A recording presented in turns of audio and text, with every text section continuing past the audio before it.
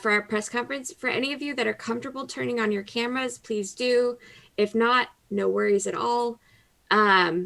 We will get ready and get kicked off. Sorry, haven't had dinner yet. Let's see. Press, just raise your hands and we will call on you first. All right, Brandon, start us off. First off, congratulations on making it to the main event of the tournament, and thank you guys for joining us here and letting us kind of ask these questions. If I have information in front of me correct, it's been like a week since CLG announced the team. How does it feel in that short of time to be in this big Valorant event that's been put to the forefront that is going to change the game as the name literally implies?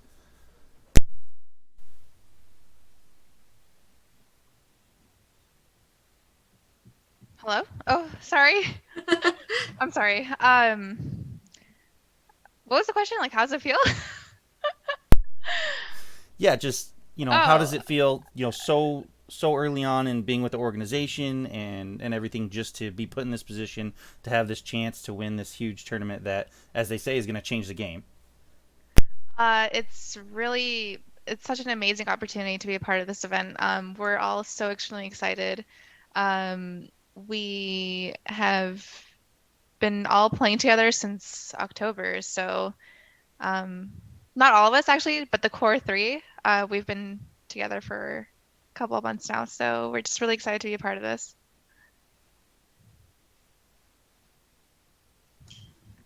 Awesome. And if anybody else wants to weigh in on a question too, you're welcome to just join in. Anybody? Next question from the press.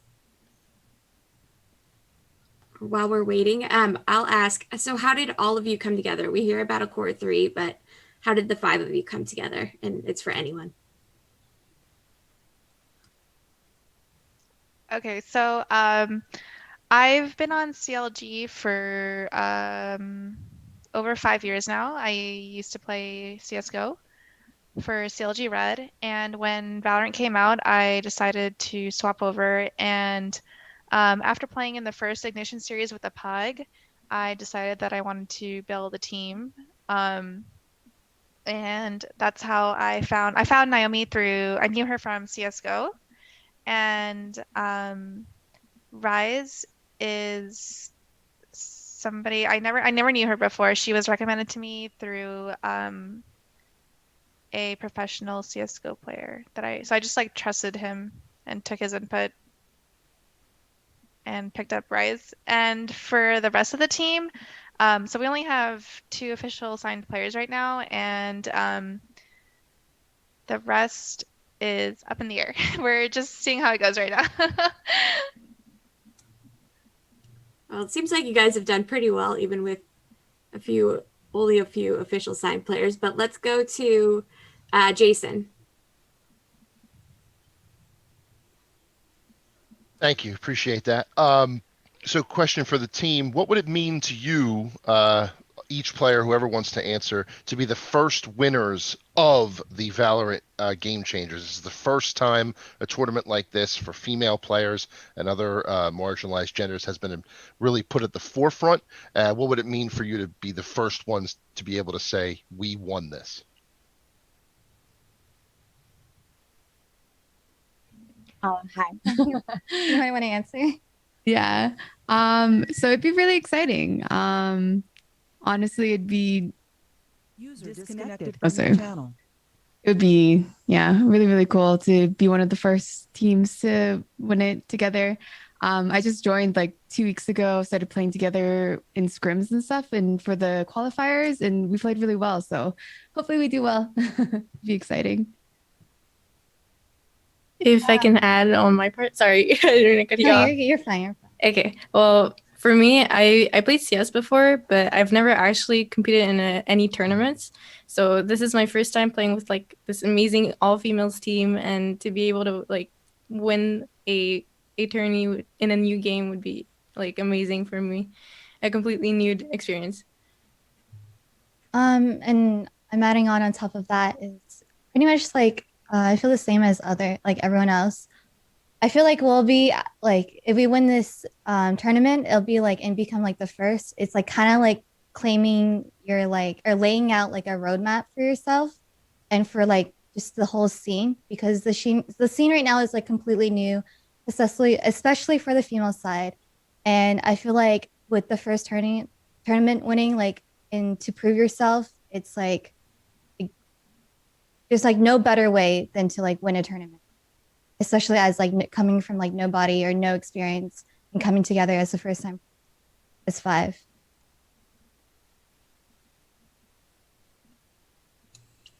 Great. Let's go to Jess next. Hey, ladies, thank you so much for talking with us. I think I'm the only other lady reporter here. So we all know how it feels to be a woman in esports, and we all know what comes with that territory.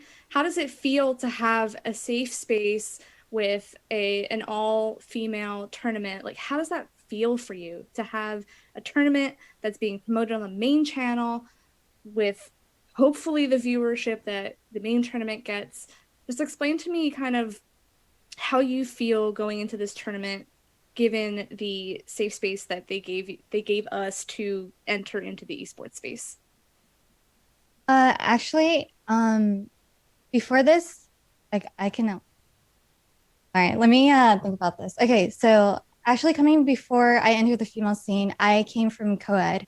I was actually signed to a org called Kongarna and I played on Team Shiba and we were like at least on the spike it's still like we were like top at least 20 something, like 24. And so there's a big difference between playing on a co-ed roster and playing with like in a safe haven. There's like even if I don't top frag or like go even like positive or even if I'm barely positive, that is not enough for people. I get comments like, oh, of course, like, oh, everyone on Shiba is good, but the female, like they need to drop the female and they can start beating tier one teams. Like I've seen so many comments like that. And I've seen things like, oh, of course, like the girl is getting carried by the guys. And then like I'm not even bottom frag. And I'm like, so I don't really understand like these comments attacked, especially if I'm not playing a build a thrall type of thing. So but if you can't say that, like there's no such thing when you're on an all female team, like or even in a female tournament. If you come at one of us, you're pretty much coming to the whole scene. And that's actually really nice because a lot of the times when like you're getting attacked on a co roster, it's like really directed towards only you and like not a lot of other people can like say much. Like they're not gonna say a lot actually. And even then, even if they say anything, no one's gonna defend like them. They're just gonna be titled as like, they're they're white knighting or stuff like that. And that's like what I really liked going into the female side of things. Like like so reassuring. It's like way better from a mentality. And I really, really like the scene and I really appreciate that Riot is even and tournament organizers are pushing out for these tournaments to happen. I'll chime in really quick, just from a different perspective.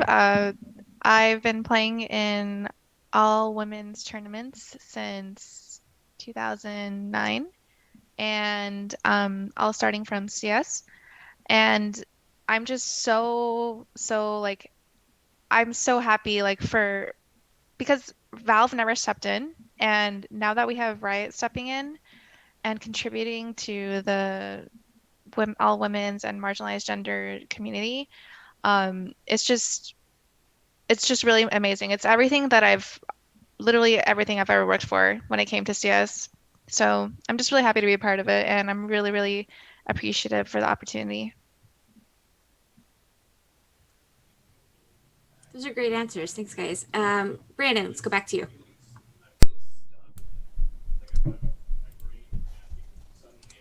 Yeah, so kind of the overall theme we've noticed is people are very appreciative of Riot for doing this, for putting this on, for having this space. And kind of going back to the roadmap that was mentioned, with this being the beginning, what do you see as a legacy that you want to leave later down the line, say when Game Changers has become a completely different set of tournaments where you guys have, played and played and played, and maybe it's a year or two from now in Valorant, what's the legacy that you guys want to leave? Well, I think the legacy that the CLG Red brand has left already in FPS games is being one of the best, literally the best female team in the world. They have proven, we have proven that over and over again at so many different tournaments when it came to other games as in Counter-Strike. Sorry, that's all I have to go back on is Counter-Strike, so that's why I keep talking about it. Um, but for CLG Red brand itself, we're just so excited to branch out to a different game. So we want to continue the legacy of this brand by being the best female team in the world. And adding on to that, it's like another legacy definitely that I want to leave is like, I know co-ed thing like scene is like harsh right now because it's so new and people are not, or a bit like not accepting of it yet. But once like they see like it's like pushing females to like, oh, maybe we can actually come as five and make a team and go competitive, because that was never really like a thing for, I feel like, for a lot of females. Like a lot of my friends said like, oh, I could never go competitive type of thing. But now people are like open to the idea, and maybe that would push more people into the co-ed scene also, like on top of the female scene. Yeah, I for sure agree. Like it all starts with building a team, and right now, whether we're all female or not, participating in changers or not, we're all just gaining experience at the end of the day, and it could push anybody, any player, any female player to end up being on a tier 1 professional team, whether it's female or not. It doesn't have to be secluded to a gender. So that's the goal at the end of the day, right? Yeah. So not have separate and just be united as a whole. But I think with this first step, with Right stepping in, I think it just really helps the community to take all players very seriously, because we all just want to be really great competitors at the end of the day. Great, thank you. Jess. So I want to twist this and put this back into the positive because I really hate talking about how different it is. How has your experience been since this was all announced and since you guys got into the main event? How's the response been fan-wise and reaction-wise? The response has been like overwhelmingly positive. I think that through our performance in the tournament and also all of the other teams in the tournament as well, I've only seen like positivity throughout like all like social media, and I feel like it's kind of helped to like bridge the gap between the female and male scene, and I'm glad that the female scene in this game is taken a lot more seriously. Yeah, and also at first I was a little bit worried because we were struggling to find our full roster, and then whenever like our announcement came out, everybody was like, and we started winning games, people were like, oh, this CLG thing could actually be like great and like good, and I was like, hell yeah, we are good.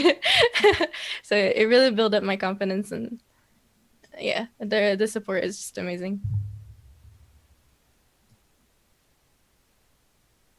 All right. Any more questions? And I'll ask one of mine while we wait. Obviously, we've talked about CS a lot. Why do you think so many players have transitioned from CS over to Valorant? It's definitely Riot stepping in and cooperating with the community. Like literally, they have been so responsive and even supportive with obviously the female scene. Like Val didn't integrate that or like step in to really take control of that. Riot is pushing out prize pools and giving the full support and cooperating with tournament organizers. It's not like kind of one-sided, and that's why I feel like a lot of people are appreciative of that. On a side note, it did come out during a pandemic where people were encouraged to not leave their homes, and I think that actually brought the female community to be as big as it is right now, or one of the reasons. Yeah, that's actually a good point. I realize. Yeah. Yeah, you're not wrong. I mean, it's definitely part of the attraction. Jess, let's go back to you. Yeah, I'll ask questions all day. What drew you guys to Valorant in the first place? What made you really love the game itself and love it enough to make the switch over? I mean, I know it's kind of a similar question, but I want to know, like, what about the game was like, ooh, this seems interesting. I want to try this. I'm from Counter-Strike 1.6. I started playing Counter-Strike in 2003. So when I heard Riot is being developed, Valorant is being developed by players who played 1.6, instantly I was like, I know it's gonna be like a game for me. So that's kind of where my niche came in. I came over from Apex Legends. I was playing mainly Battle Royales for a bit. And when Valorant came out with like Riot and all the hype with like Project A, a lot of my friends wanted to switch over and I wasn't too excited because I'd never played CSGO before. I never played a tactical shooter. But literally the first day that it came out, I was super, super hooked. I thought it was really interesting. Just so many different variables, so many possibilities, and a lot to learn from it. And coming from a battle royale, there's so much RNG, like randomness involved that it just didn't seem exciting anymore because I didn't feel like I could grow from it. So switching over to Valorant has been really, really exciting, really exciting. Just because I feel like I'm learning every day and like there's new things to do and grow from. So it's been fun switching over to a tactical shooter like Valorant. I love like the agents, like even Sage, right? Like she's supposed to be Sentinel and like anchor on site type of thing, but she can actually be played as a duelist, as a support, or like completely by herself. Like it's amazing that you can play each agent differently into your playstyle, and it gives a lot of creativity behind it, especially with Cypher setups and Killjoy setups. And coordinating each ability with your teammates are also like really, really fun to do.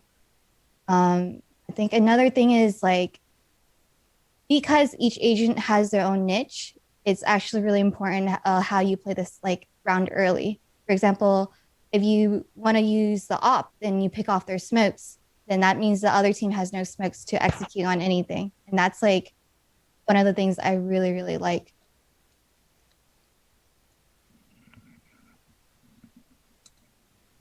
Okay, Brandon.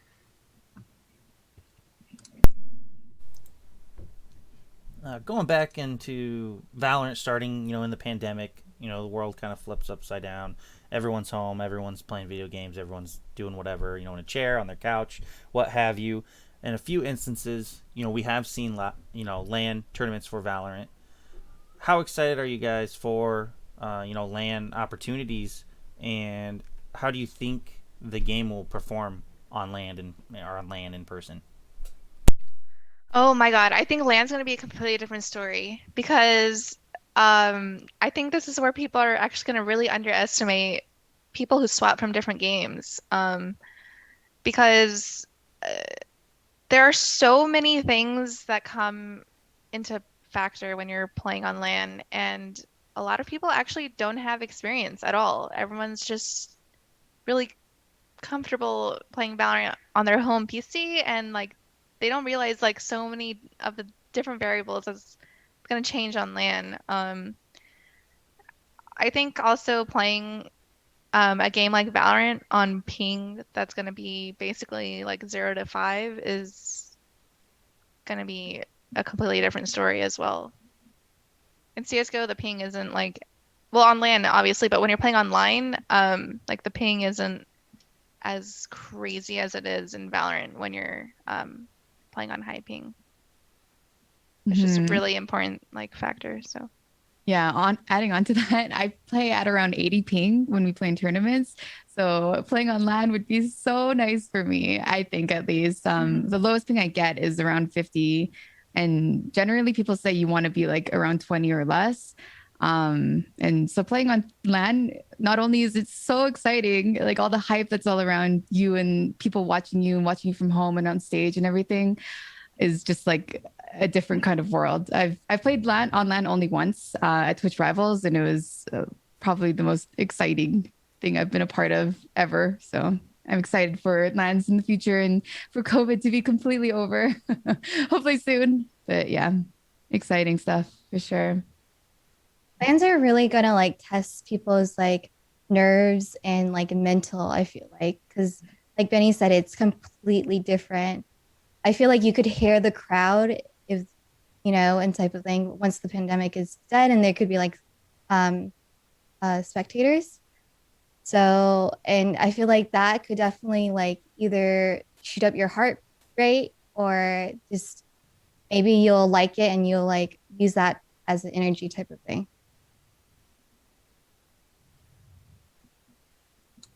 All right. And I save myself the final and most important question. Rise, we saw a cat walk by. What is your cat's name? Because we love us some Zoom pets. It's like Killjoy, but like gray instead, so Greyjoy. That's adorable. I know where you named your cat over the game. Wait, did you really? It was before the game. Oh, okay. But that's a great story. You should go with that, So though. cute. Yeah. Awesome. Well, thank you so much, CLG Red. We really appreciate you taking the time to talk to us, and we wish you all the best this weekend and hope to see you again on Sunday when we do our winners press conference. Thank you. Thank you. Take it easy, guys. Appreciate it. Bye. Bye. Bye.